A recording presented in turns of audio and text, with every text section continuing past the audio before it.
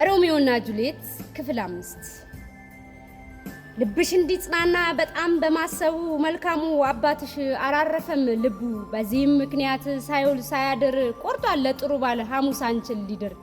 ጁሊየት እናቴ ሆይ ምን ነው በፊት ሳንማከር እንደምን ይሆናል እንዲህ አይነት ነገር?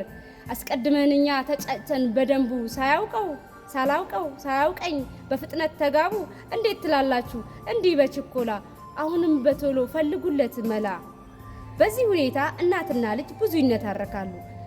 ጭቅጭቁ ሲከር ጁሊየት እንቅጩን ትናገራለች። በስሜት የተቃኘው ውሳኔዋን ከበደ በስንኛቸው እንዲህ ሲሉ ይገልጹታል።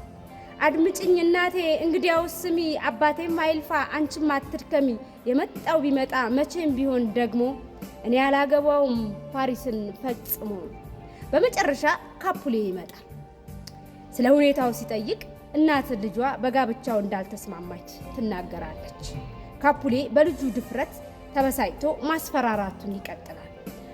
እግራችንን ስማ እኛን አመስግና በትልቅ ደስታ መቀበል ቀረና እምቢ አለች ብትኝ ጆሮዬ የማይሰማ እስቲ ልስማው እኔ ትናገረው ደግማ።